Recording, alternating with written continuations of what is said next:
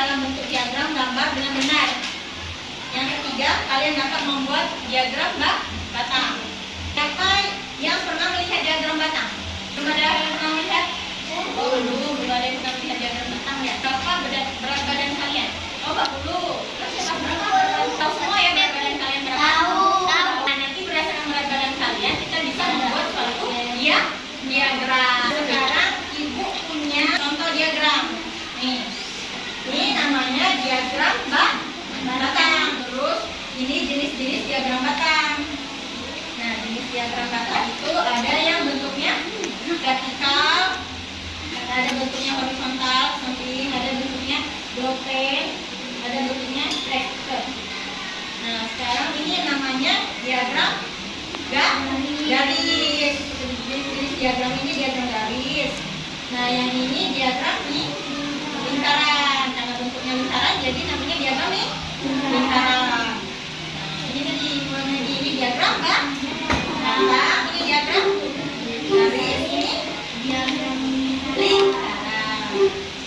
Ini diagram lingkaran. Ya benar. Untuk kita membuat diagram batang itu kita harus ada sebuah data melalui berat badan kalian tadi.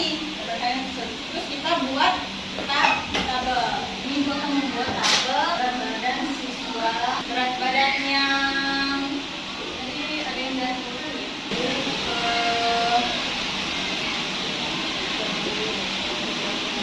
yang berat badannya 28 tadi berapa orang? 2 orang ya, 28. Badannya 32? 2 orang. 28, 36. Dari data tabel berat badan siswa kelas 3 ini bisa kita buat suatu diagram. Nah, sebelum kita membuat diagram batang,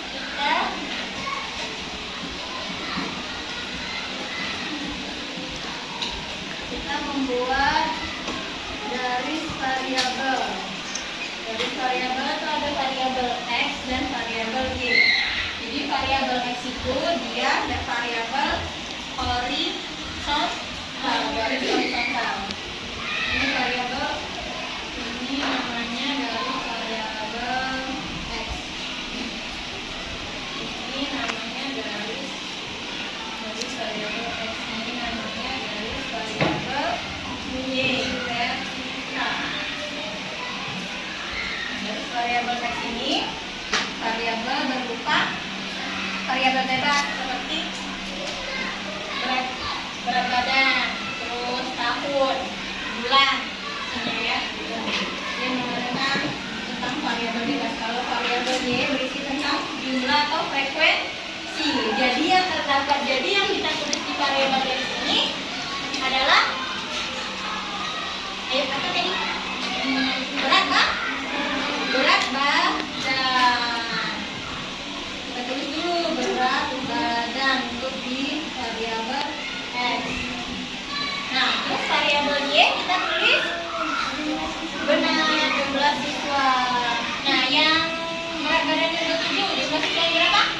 3. Yang 28, jumlah siswanya ada 5. Nah, ayo siapa yang bisa meneruskan untuk yang 29?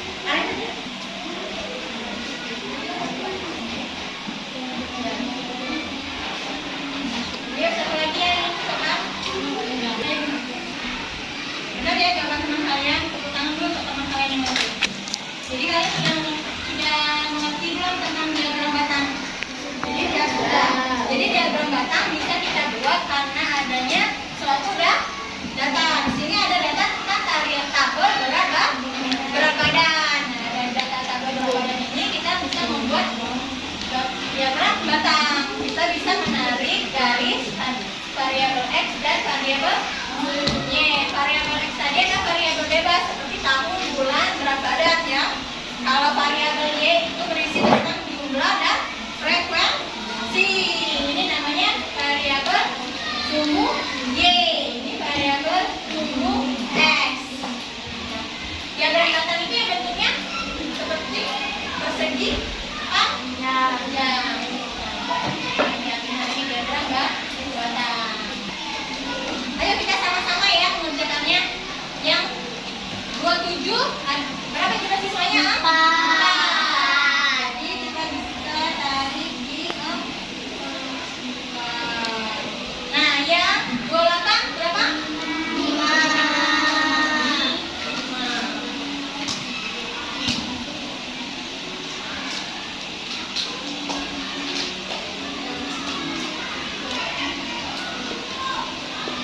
29? 7. Yang 30? Yang 30? 8. 31 ada?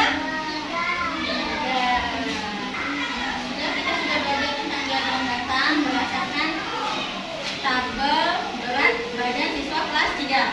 Jadi diagram batang itu gunanya untuk apa, anak?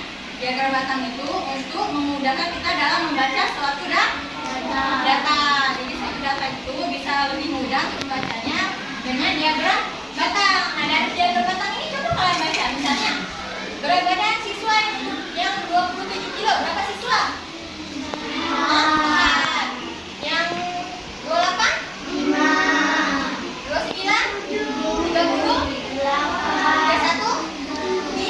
3. Nah, jadi sekarang kalian sudah mengerti kan tentang diagram batang dan jenis-jenis diagram batang, dan kalian juga sudah bisa membaca data dari suatu diagram batang. Ayo anak-anak, silakan kerjakan yang halaman 166 dan 167-nya. Nah, 167-nya kalian disuruh membuat diagram batang dari suatu diagram. Nah, ya, Ibu kasih waktu 20 menit ya untuk kalian mengerjakan. Silakan kalian kerjakan di buku latihan. Kalian kerjakan di buku latihan kalian.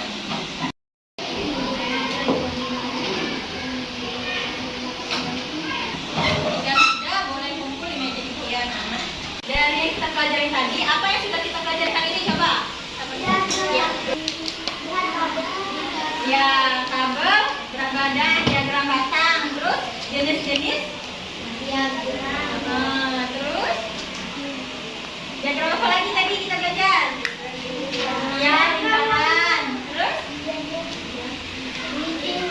Apa sih, garis? Iya, garis. Terus?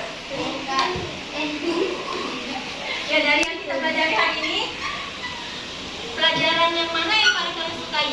Diagram batang.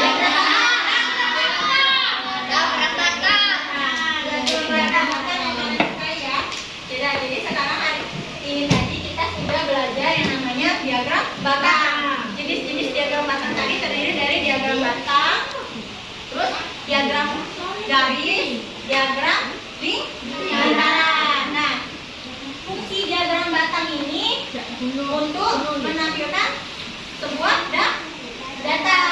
Nah, kita bisa membuat diagram batang berdasarkan data. Di sini kita lihat adanya data tabel berat badan. Dari data tabel berat badan ini bisa kita buat jadi diagram batang. Dan untuk pertemuan selanjutnya kita dapat membuat diagram batang, tapi dengan cara masing-masing.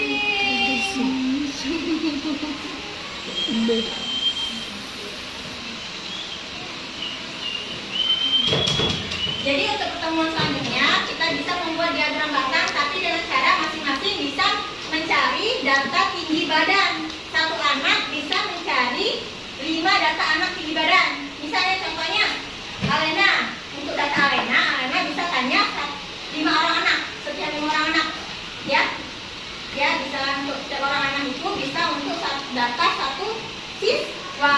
Misalnya Alena bisa nanyain si Bintang, si Wahyu, bisa nanyain si Raka. Pokoknya 5 anak ya, 5 orang untuk satu siswa. Itu menanyakan tinggi badan. Dari data itu nanti kalian bisa buat diagram batang. Untuk pertemuan selanjutnya ya anak-anak.